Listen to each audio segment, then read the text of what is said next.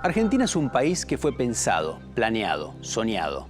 En el siglo XIX, distintos grupos impulsaron proyectos para construir una nación nueva en lo que había sido una porción del Imperio Español. Este ciclo repasa esos proyectos. ¿Qué querían sus impulsores?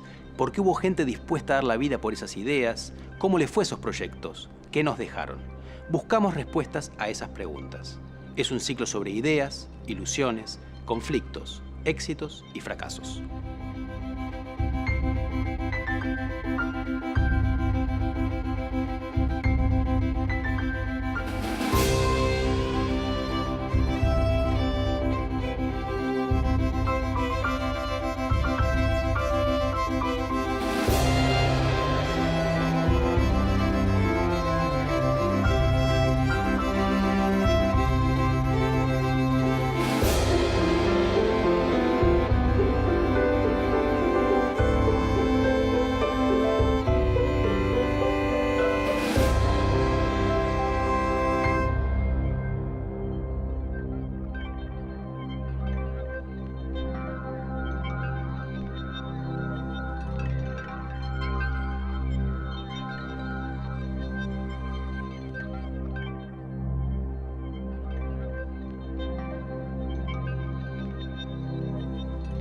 Bartolomé Mitre fue una de las figuras centrales del siglo XIX.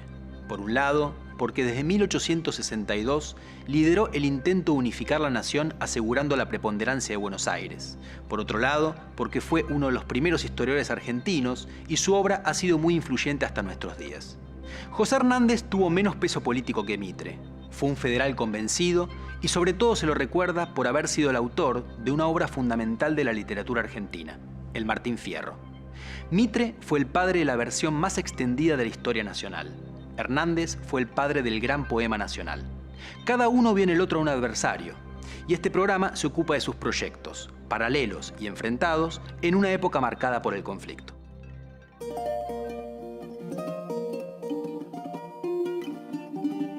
Desde la presidencia, Mitre impulsó una organización nacional manteniendo el Estado federal creado por la Constitución de 1853. Pero en esa organización, Buenos Aires tendría el lugar principal. Para ello, empezó a implementar su plan, atacando a los grupos federales de las provincias e imponiendo en su lugar gobiernos liberales favorables a su política. La causa es una. Batamos a la Liga del Partido Federal con la comunidad del esfuerzo del Partido de la Libertad y dejemos asegurada para siempre la vida feliz de las instituciones.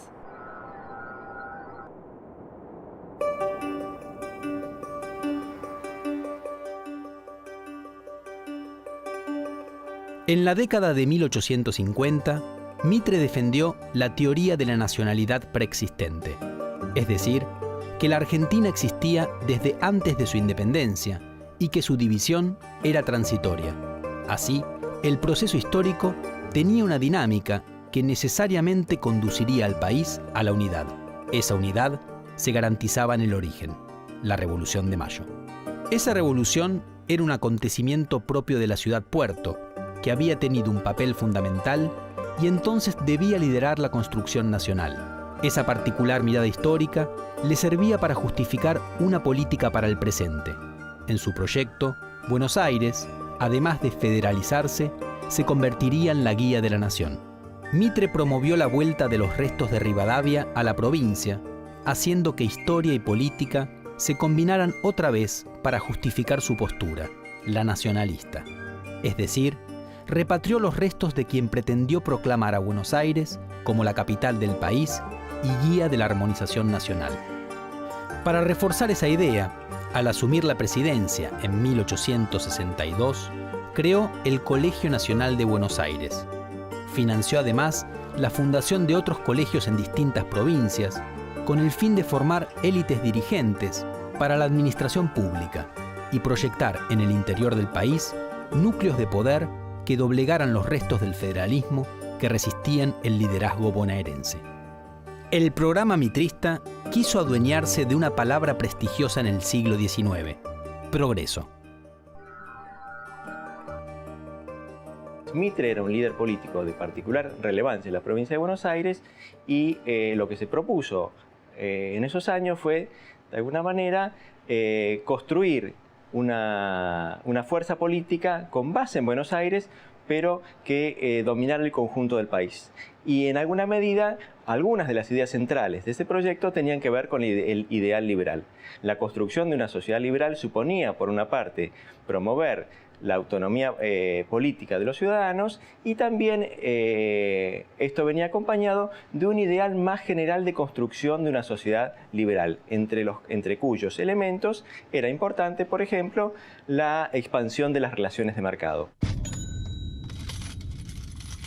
Una de las cosas que singularizan, uno de los rasgos que singularizan a la presidencia de Mitre tiene que ver con la promoción de la inversión extranjera. Mitre fue un activo promotor de la idea de que la economía argentina tenía que transformarse, que esa transformación suponía, por ejemplo, el desarrollo de un nuevo sistema de transportes, pero también la llegada de inmigrantes que iban a introducir en nuestra sociedad y en nuestra economía formas más elevadas de desarrollo productivo. Todo esto, al mismo tiempo, tenía que darse en el marco de un Estado que iba a asegurarle a esos inmigrantes el pleno ejercicio de derechos civiles, tales como contratar, comprar, vender, en fin, el conjunto de derechos que hacen posible la expansión de una sociedad de mercado.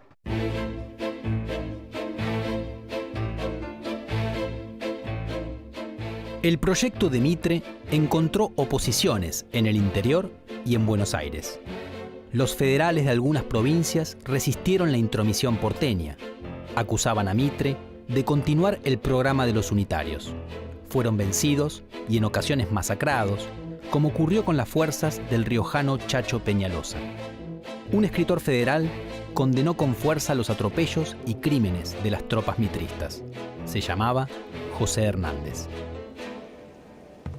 Los salvajes unitarios están de fiesta.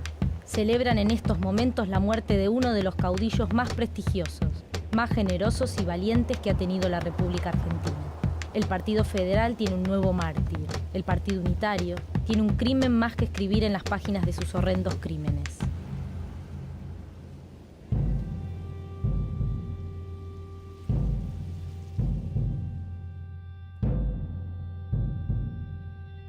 En Buenos Aires, la intención de Mitre de convertir a la ciudad en capital federal del país llevó a una división del Partido Liberal, debido a que un sector se oponía a esa medida y buscaba mantener a ultranza los privilegios porteños. Ese fue el origen de los dos partidos importantes de la provincia en los siguientes 20 años: los autonomistas, dirigidos por Adolfo Alsina, y los nacionalistas o mitristas. Mitre utilizó una guerra nacional para buscar la unidad. Mantuvo una alianza con quienes habían combatido a Rosas, el Imperio brasileño y el Partido Colorado uruguayo. Y en 1865 lanzó junto con ellos una guerra con el Paraguay. En distintos lugares de Argentina hubo resistencias fuertes contra esa decisión. Uno de los opositores más decididos a la guerra mitrista fue José Hernández. El conflicto fue un desastre para el Paraguay, pero también fue largo y duro para Argentina. Mitre, que condujo la primera parte de la guerra, perdió fuerzas y en 1868 no logró imponer a su candidato para sucederlo, Rufino de Elizalde. El nuevo presidente fue Domingo Faustino Sarmiento y el proyecto mitrista fue poco a poco desplazado por un acuerdo entre las dirigencias de varias provincias y los autonomistas porteños. Mitre pasó a la oposición y en 1874, tras haber sido vencido en las elecciones presidenciales, se alzó en armas. Fracasó y durante años quedó alejado de las altas esferas del poder nacional. Siguió defendiendo sus ideas en el diario La Nación, que había fundado en 1870. Su proyecto de un país con absoluta hegemonía porteña también fracasaría e iba a ser reemplazado por uno en el cual los sectores dirigentes de todas las provincias conseguirían imponer un orden que los beneficiaba. No se puede ser al mismo tiempo presidente de una república e historiador filosófico. El presidente no puede escribir más que una clase de historia. La historia para gobernar. La historia oficial.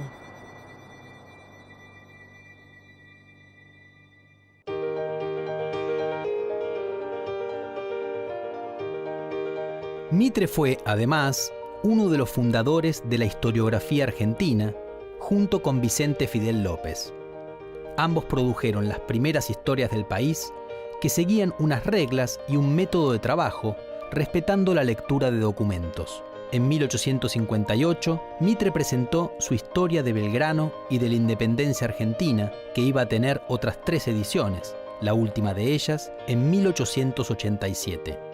Allí explicaba los últimos años coloniales, la Revolución de Mayo y la Guerra de Independencia en el territorio rioplatense. En 1888 publicó Historia de San Martín y de la Emancipación Americana, donde se ocupaba de toda Sudamérica. Ambos libros tendrían una enorme influencia en Argentina.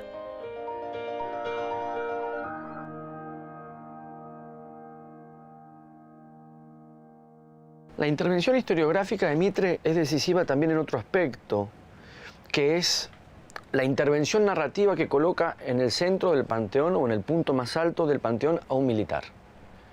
Esa decisión historiográfica es una manera, necesariamente es una manera de perfilar el carácter de la identidad nacional. Según como vos contás su historia, su origen, su fundación y a quién colocás en el lugar del padre fundador, definís un temperamento para esa identidad nacional. Y la decisión de Mitre de colocar a San Martín y a Belgrano, es decir, al héroe militar, en un país que además no contaba con militares de carrera formados como tales en el periodo de la independencia, excepto San Martín. San Martín es el que va a ocupar ese lugar. El héroe militar y el héroe militarizado, o sea, Belgrano como el paradigma del civil, que más allá de sus muchísimos méritos en la acción civil, es también el que abnegadamente se vuelca a una labor militar. En ese sentido, Mitre imprime un sesgo muy militar a la constitución imaginaria del relato de lo argentino, que es algo que Juan Bautista Alberdi le va a discutir fuertemente. Por ejemplo, en El crimen de la guerra, advirtiendo con muchísima lucidez que, designando esta clase de próceres, se estaba delineando un tipo de identidad por lo menos discutible. Porque en ese sentido, la idea de que el ejército funda la patria o que los héroes de la guerra son los que han fundado la patria, cobran en la narración historiográfica argentina un peso muy fuerte. Mitre sería aquí aquel que logra resolver finalmente, borrar esa huella de la contingencia y arbitrariedad y hacernos creer que la Argentina es algo, contiene una realidad mucho más sustantiva y que está determinada ya en el momento mismo de la colonización. Es decir, que la nación no hizo más que la independencia, no hizo más que dar forma institucional a una nación que ya existía en su propia contextura física, histórica, social, cultural.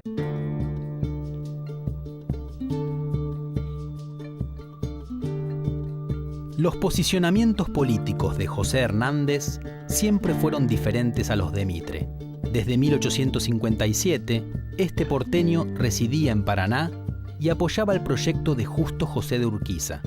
Cuando Mitre asumió la presidencia en 1862, Hernández se convirtió en un gran opositor a su política.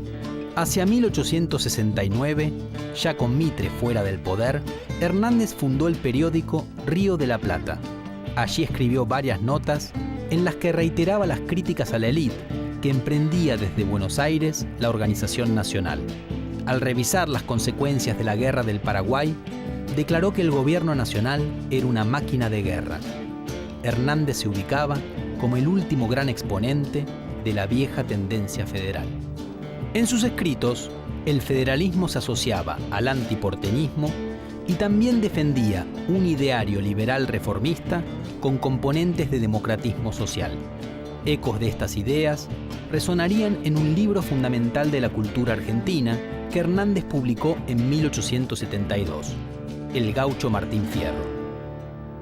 Tuve en mi pago en un tiempo hijos, hacienda y mujer, pero empecé a padecer, me echaron a la frontera. ¿Y qué iba a hallar al volver? Tan solo hallé la tapera.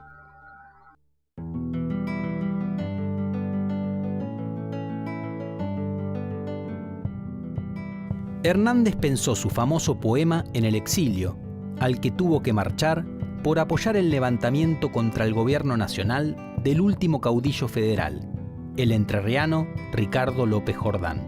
La historia que relató en Martín Fierro es muy distinta a la que escribió Mitre sobre Belgrano. Mitre narró el pasado argentino pensando en la unidad preexistente del país y utilizando un personaje histórico. Hernández, en cambio, contaría la historia de Martín Fierro a partir del desgarramiento y con un personaje de ficción. Se trata del canto de un gaucho que fue separado de los suyos, despojado de sus bienes y obligado a marchar a la frontera. En el primer libro, más tarde conocido como La Ida de Martín Fierro, quien canta es un exiliado, y el tema central es que la justicia no se aplica por igual a los ricos que a los pobres. En La Vuelta de Martín Fierro, escrita en 1879, el mismo personaje regresa a su tierra para tener tierra, familia y sociedad. Este Martín Fierro se acerca mucho a la mirada de Mitre sobre lo que debía ser el mundo rural. El libro representa, de algún modo, la conciliación de Hernández con el poder político. Hernández, como su personaje, también había cambiado y ya no se encontraba políticamente aislado. Se vinculó con los sectores que en 1880 accedieron al poder y defendió en el Senado la federalización de la ciudad de Buenos Aires, es decir, que se plegó al proyecto de organización nacional que reemplazó al proyecto mitrista.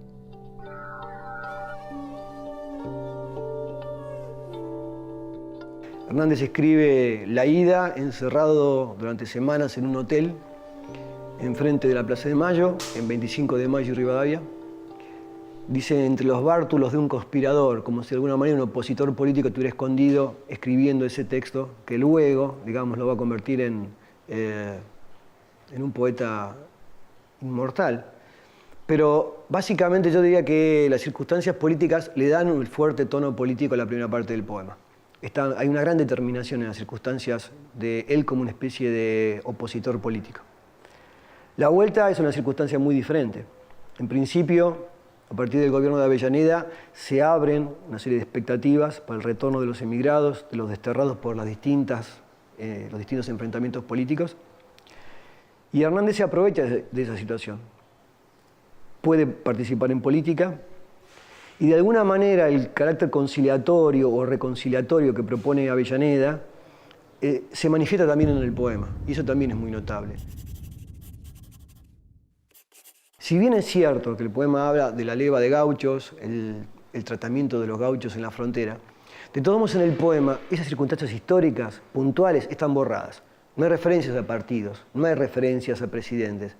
Si bien como periodista Hernández había apuntado a personas y situaciones concretas, cuando pasa el poema, de alguna manera borra, suaviza todas esas referencias y el poema, en lugar de volverse coyuntural, adquiere una dimensión humana de protesta social que hasta el día de hoy se puede reivindicar.